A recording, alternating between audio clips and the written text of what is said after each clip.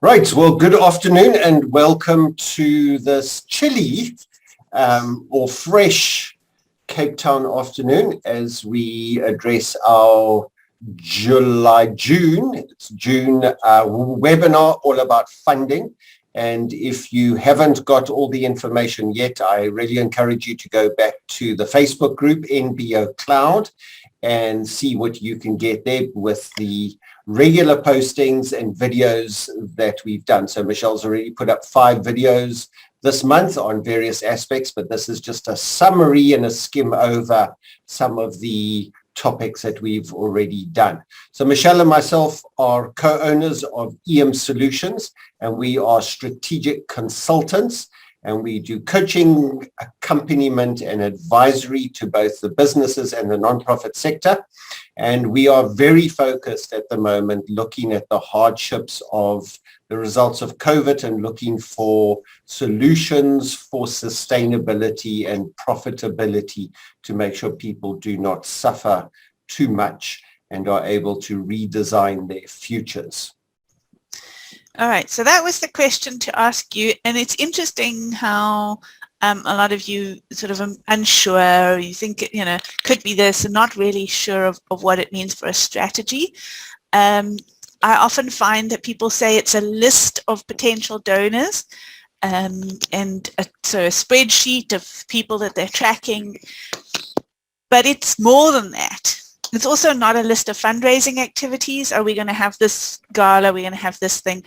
It's also not a staff giving program. And I use the word strategy rather than a strategic plan because it is an overarching thinking around your funding, and it is thought through. That's really what we emphasize, because often funding is reactive and people are just applying to calls for applications when they see them, and they're not actually thinking through who is it that they want to attract, how do they want to actually fund this organization, what makes sense to them.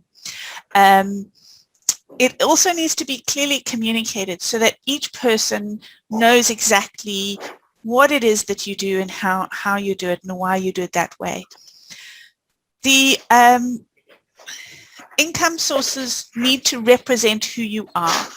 So when you're looking at this, what is your DNA? What is it that makes you as an organization who you are? And who are the people that connect with that? Who are the donors that make sense for you as an organization? Also, they need to align with your values and your political ideology, as much as with the program areas that you work with.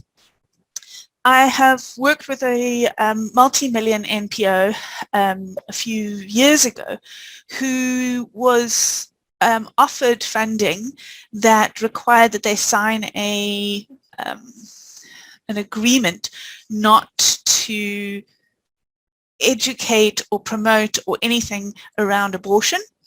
But they're an HIV organization, and it's not something they do directly, but it is something that is part of this sort of sexual reproductive health conversation that they have in their programs. And so there was a huge big decision. Do we take the money or do we stand by our values and our ideology? And they had to make that decision. It was at board level and a big discussion. So you may not want to take funding from SA breweries or tobacco SA or something that doesn't align with who you are as an organization. And the strategy also needs to consider the sources you will not pursue and to be very clear on this is what we stand for and who we stand, who we represent. There are some social organizations who would not take from certain corporates because of their underlying value system. So that's a starting point in terms of a strategy. Thought through document to say how do we align this with who we are.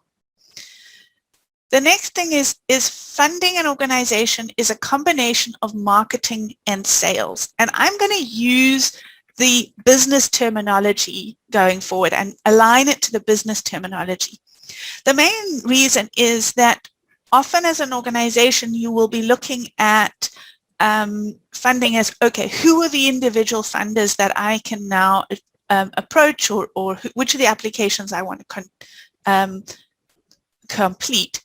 But actually, it is a marketing and sales exercise to sell your organization to the donor. Often we are saying, well, the donor's asking for applications. We fill in an application, we meet their criteria, therefore we must get funding because we meet their criteria. But that's not the case. The funding is limited and they only have so much that they can share. So something has to make them want to support you over and above everybody else. And the biggest thing, and we all know this, is relationships. If people know who you are, they know what you're about, they come across your desk, you come across their desk a few times, then when your application lands, they know who you are, they know what you're about, and they can say, these guys are good, I've seen the work that they've been doing. So there are two parts to the funding of an organization. The first then is those marketing activities. How do you raise the awareness of your target market to the presence of your product? So I'm going to use Coca-Cola as an example. Every single one of us knows who Coke is. We've all had a Coke at some point. Some of us liked it, some of us didn't. Some of us swore we'd never have it again. But in Africa, in the deepest, darkest jungle, you can get a cold Coke. It's part of what their branding, it's part of their marketing. Despite that, they continue to spend billions on marketing activities so that they continue to be the first thing you think of when you talk about a cold soda. It is always raising that awareness so that they're front of mind and front of, people know who they are. So there's that aspect to funding is raising the awareness. How do we get that out there? The second one then is the sales. So after marketing and communicating who you are, raising awareness, there has to boil down to a sales conversation. And I say conversation, it might be that your website is the one that is having the conversation with the person. If you sell something online, that sales conversion happens on a website. Other times it's one-on-one, it's a personal conversation. Sometimes it might be a sales team or somebody like that. But there is that interaction where you have a personal connection and you convert them, you convince them, they experience something with you that makes them say, hey, I want to be part of that. I want that product. I want that program. We need to invest in this. So often the thing that turns the donor around is visiting your programs, particularly when it is like community-based things. They tend to then up the give, or if they were on the fence about giving, decide to make that decision because they have that experience of what you're offering. They realize what it is that you're doing, and you have that opportunity to convince them personally. So from the funding of an organization, those are the two aspects that we have to look at. How do we market to people, and then how do we actually do the sales? How do we convert them from just a name on a spreadsheet? So there are a couple of market segments. So when we talk about marketing in a business, we always look at, okay, who are you marketing to? Who are your customers? Who is it that you are wanting to connect with? And so these are, how many is there? 2, 4, 7 that I've put here. You could break it down into further groups. You may have some others I've not thought of, but these are the kind of major areas where you're looking at funding from. Okay. And the idea is that you have a diversified range across the marketing segments. Okay, the donor segments. You don't want to find that all of your income is in foreign governments. Then there is a global pandemic or war or an economic crisis or whatever, and your funding is significantly jeopardized because of the effect it has on that particular market segment. So the aim is to spread your income across multiple segments and diversify that. It's very helpful to actually look at what your income is and categorize it by the segments and see what percentage is in each one, and then also look at a target. What percentage are we wanting to get? If you've only got 10% from individuals and you want to increase that to 50%, then you're able to put that in as a target and make that something tangible for your team. Not every one of these segments is relevant to every organization. So you really have to look at what makes sense to you as an organization. Going back to the first slide I showed you about your DNA. This multi-million organization that had to make a choice based on values, for them to pursue individuals and to go over all of the interactions and the newsletters and the communications and the sort of courting of individuals, it's not worth their while. People give their 50 Rand, their 100 Rand. They're needing people to give, 1.5 million as a minimum. So for them, the effort for that segment is not worth the reward. So you need to decide for yourselves what makes the most sense in terms of a market segments that you will pursue. In marketing and in business, we use a word called a beachhead market, which is the first market you're going to launch into. It's the first sort of thing. It's the biggest. It's where you're aiming for. So also you can identify for yourself, what is your beachhead market? What's your primary one? And then what are the new areas that you're wanting to tap into? How do you expand from there? Okay. Right. So then breaking it down into the next level,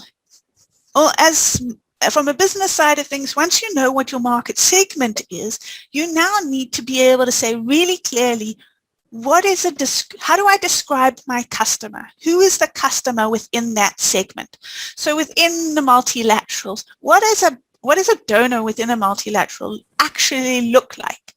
And often when we do business coaching, we'll get people to actually draw a picture. Okay, I'm marketing to moms in their 30s, and you draw a picture and you kind of describe what that person looks like and what they're interested in and how they engage with the world, and that gives you insights in how to reach them as a market. So for us, we need to be looking at, in general, and I put that the average per segment, because even within foreign governments, there are significant differences between the different governments. So sort of the USA and then Europe have different ways of working.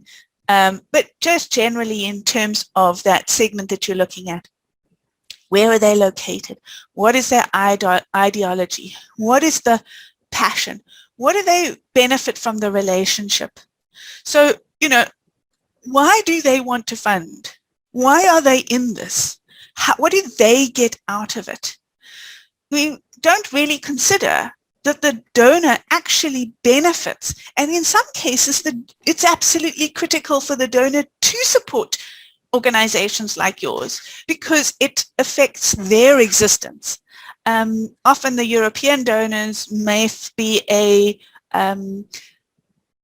conduit from government funding through into what they call the South, in the Southern Hemisphere.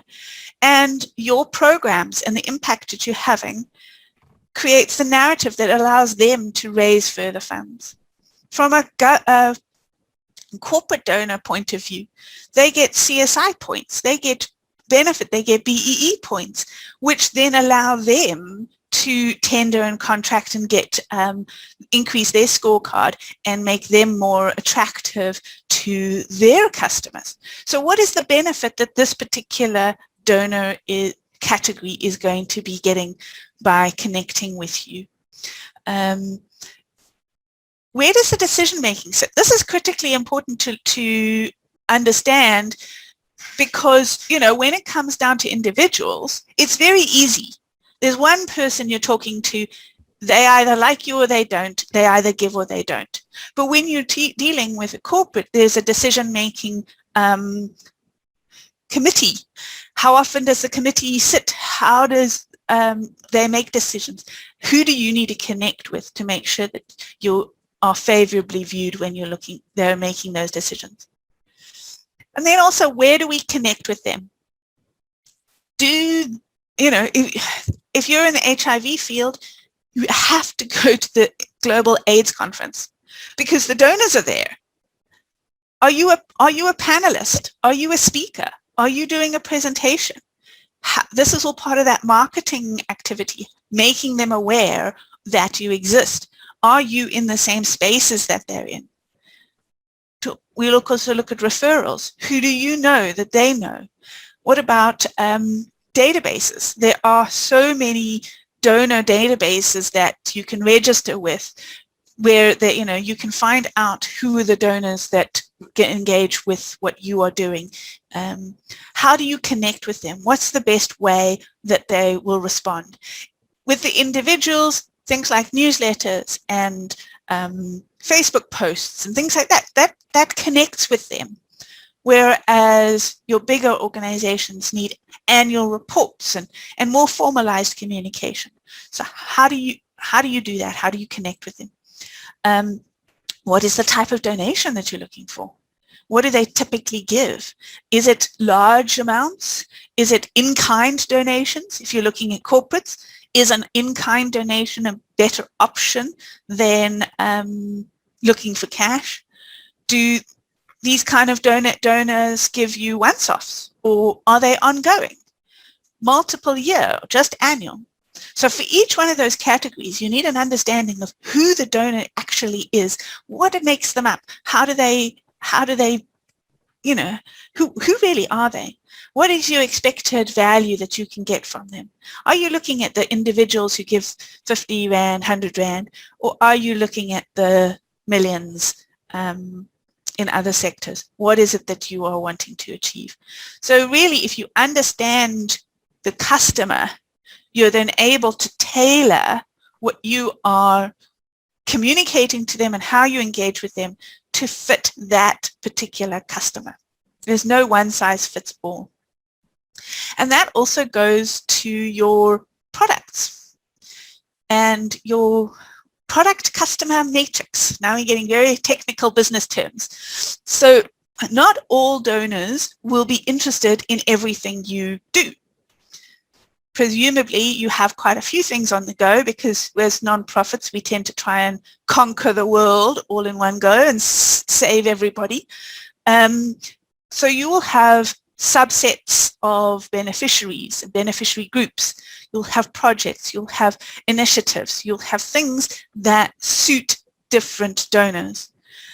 It's sad to say, but children, maybe sometimes women, particularly vulnerable women, are great as a match for individual donors, because it pulls on our heartstrings to give to the little kids. Whereas your broad overarching capacity building training project would suit a foreign government who's wanting to feed into the economic infrastructure of South Africa.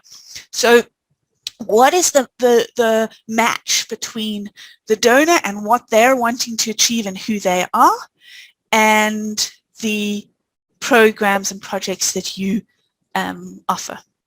So we also look at something called the benefits of the benefit, right? So they're benefits of your program. I had some thoughts on this. Just let me get things. Yeah, okay, here we go. If I take it out of the nonprofit world for a moment and try and give you an example in my life. So, okay, washing powder. Okay, just bear with me here. If you use washing powder, the benefit of washing powder is clean clothes, right? That's why we wash with washing powder. We get clean clothes. But the benefit of the benefit is that those clothes now smell like mom. They create a sense of safety. They create a sense of comfort. There's improved hygiene. All of those things are benefits of the benefit of clean clothes, of the washing that we do. So what is it that the donor actually gets for the benefit of your project? So your project feeds the hungry children. But what do they actually get? What's the next level of benefit that they get? Reduce poverty. That's a much broader thing. So what that means is that the foreign government or the corporate or whatever is able to say that they have contributed to the global development goals. I don't know which number, poverty and all that, how they are impacting that through the actions that you have taken. They have, yes, fed that child. They have clothed that homeless person, but the benefit beyond that is much greater to them in terms of what they're monitoring and what they get out of it. And then the same applies to packaging. We can't just communicate one way to every donor group. We have to tailor it to actually fit who we're talking to. Individuals, you have to package with a photo. They really want to see how that beneficiary has been impacted by the thing. So if they're giving money towards care parcels, then you have the person with the care parcel and you see the kids eating and you do whatever it is. And that packaging and the way you communicate that then meets the need that the donor has, that they have not expressed to you, but that you've understood from knowing who they are. When it comes to multilateral, donor grant-making agencies, they need annual reports, they need impact studies, they need program evaluations, they need a package that really speaks to the broader impact that you're having. They want to see the scale, they want to see the depth.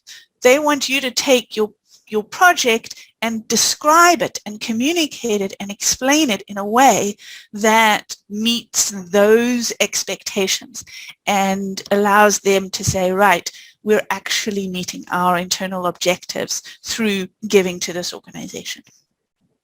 And sometimes that requires collaboration. So a lot of these things, you may not be able to meet all the needs of that market segment on your own, particularly when you're looking at a broader program where the donor is interested in the economic environment as well as the social environment, as well as maybe the cultural environment, and collaborating with another organization who brings some of those aspects, and so that you can then package a product of multiple projects for a donor so that the donor then is able to tick all of their boxes, because they would much rather tick all their boxes with 1 or 2 or 3 beneficiaries than have 100 beneficiaries who give them each a little bit of impact. It's much better for them to have fewer relationships where all of the criteria are met. So engaging with other organizations to create a consortium where you design a program together and offer that to the donor, or you and another organization partner, what works best for that particular donor set. And as I said before, there's no one size fits all, so we really do need to look at what packaging works best for that particular set. Right. So just a little bit on marketing activities, now that you understand what I mean by awareness raising. This is the proactive side. So, we wait for calls for applications, and you're one in thousands who submit an application within that time frame. I have a client who has got to the point where they don't ever answer a call. they are always requested to submit an application. They have built relationships and they have invested time over years to the point where they're always requested to apply and invited to apply. And that's where you need to be. Sitting back and saying, okay, once a year we're going to submit our lottery application. It's not going to cut it in the long term. We really has to be a much more proactive approach. So you look at what is the best way to connect with the particular donor you're wanting to engage with. Be on the panel at conferences. Don't just attend. Be somebody who speaks. Write the articles that get published. Be the influencer. Be the expert. Be the authority in your sector. We each in the sector because we have a particular passion about the thing that your organization does. And I bet you that you know more about that thing than 95% of the people in any room that you're in. So claim that authority, claim that knowledge, be the one who speaks, be the one who shares, be the one who has that expert and get seen to be the authority on that. Because then people who are wanting to engage with that aspect will look to you because you're the authority on it. Be vocal, be seen, post the pictures, show the impact, do the website, do the mailing, be visible. And then once you get to that point where you actually have a person and a name and a contact, send regular updates. So this one who is they wait for an invitation. Their deputy director every month sends out a half-a-page update of what has happened that month, what they have succeeded in, how their programs are doing, to every single donor they have and every single potential donor that they are pursuing. So that before they have ever submitted an application, the donor typically will have at least 6 months to 12 months of information about what wonderful work this organization is doing. Present to their teams, meet the directors, ask for invitations, do a presentation, do a thing. Don't just send an email application. But then do submit the amazing proposal. A proposal needs to be really exemplary to show how amazing you are, how you can really benefit them, geared towards meeting their needs, not asking for funding. And then I'm part of the part of a Facebook group where people say, I've started my NPO, now what? How do I get money? And they'll say, can you give me money? How I need funding. And it's very self-centered. And it's, hands out, pretty please, can you give me money? But that's not the relationship. The relationship should be, we are amazing. How could you not want to support us? And whatever you need to do internally to be able to show how amazing you are, that also needs to be set up. Hold the Facebook campaign. Engage with those people that you've built up a relationship with by posting the pictures on Facebook. Proactive, proactive, proactive. I think that is really the message that I'm trying to get across here. And then it's also about the ask, right? What is your funding gap? What is your 3-year budget? So I'm sure you are well aware that it takes between 6 is a good time, 6 months and 18 months to turn a donor into a contact to money in the bank. So you're kind of working on an 18-month to 2-year is a good time frame to get from not knowing them from a bar of soap to actually getting money in the bank. So you need to know what your 3-year budget is so that you're actually fundraising now for 3 years' time. And you can ask for multiple years because you actually know what it is you're going to need. There's a difference between your operational budget and your wish list budget. So the wish list budget is your fundraising target. What is it that you want to achieve if everything came together? And that's what you start with. That's what you're fundraising for year 3. Obviously, when you only get in 50%, you have to pare that down into something that you can operationally manage in the current year. But if you don't ask for it, you won't get it. If you don't know what it is that you want, you won't be, and how much it'll cost, you won't be able to ask for it. What is the target for the source of income? So how much are you expecting to get from that particular category of donor, that market segment? If you don't ask, you won't receive. So being aware of what it is that you're needing is absolutely critical. Just in closing, some next steps. Prioritization. Yeah, you can't do everything, and you can't connect with everybody. And there's 7 marketing segments in that list, and you can't do it all. You have to do a lot, but you can't do it all. So you really have to prioritize where you are going to focus your attention, what it is that you're going to do. It's quite exciting to say, well, let's do this monster strategy, let's take this action forward, and then nothing ever happens because you just don't have the internal capacity to do it. So there also has to be a consideration of capacity. There are some things that you can streamline. So, you know, if you have a proposal template, a lot of that body could be completed to save you redoing things every time. But don't forget, not one doesn't fit all, so you will have to customize your proposal to meet the specific criteria of the particular donor. So what is your capacity for presenting proposals, for engaging, for those awareness activities? And then how do you monitor it? So there absolutely has to be a spreadsheet of these are the donors we want to apply to, these are the donors that we have applied to, and these are the donors we've heard back from. It's very insightful to track with the rejections, to know, okay, and the reason for the rejection. Maybe they say we've maxed out our grant allocation this year, please apply next year. So you flag it. Must be quick on the draw next year to be able to apply for that. Maybe they don't fit within your criteria. So when somebody says to you, why don't you apply to XYZ? You can look up and say, well, actually we don't fit their criteria.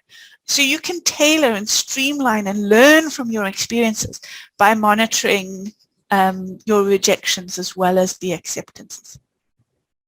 And once you have this wonderful strategy of who the market segments are, how are you going to engage with them, this now needs to turn itself into an action plan. This is also why we call it a funding strategy and not a strategic plan, because it's not a plan, it's an overarching strategy of how are you going to engage with people, who are you prioritizing. And then the action plan needs to come down to, okay, these are the current donors, these are the ideal donors that we want to, that are sort of right there and low-hanging fruit, as they say, people we can engage with right now. And these are our wish list donors. I've had experience where people have flagged, in 2 years' time, we want to be working with that donor. So we start with collaborating with a partner of theirs on a smaller project.